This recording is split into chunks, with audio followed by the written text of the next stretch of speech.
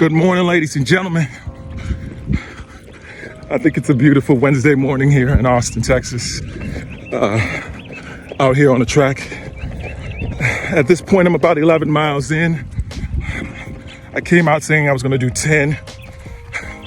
Decided that it was necessary that I did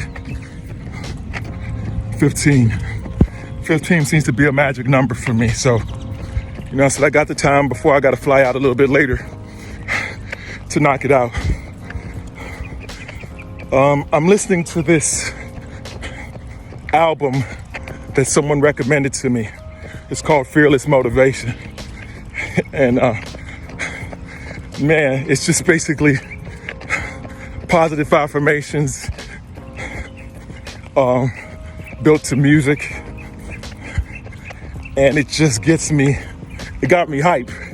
I wasn't really ready to get out here today, but there's one song, it says, tick, tick, tick, tick, boom, it's time for greatness. I'm not saying it wrong, but man, it puts an extra pep in my step. Anyway,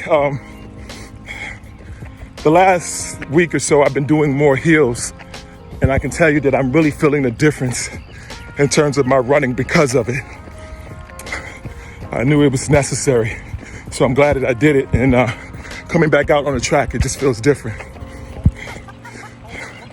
I realize that I'm transitioning as a runner.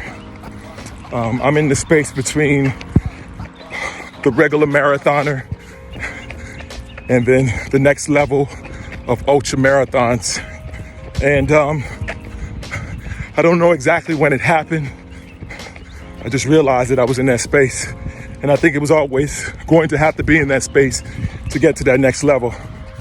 So the fast running is not as prevalent to me. I'm not as worried about how fast my times are. It's more about the quality of the time that I'm running. Trying to keep my heart rate low and just go long distances. And I will still do some VO2 max runs, but it's not as prevalent for me. And I work with what goes with my schedule. I had my brother Hagos talk to me the other day and say something to me. He was like, man, stop worrying about your time, man.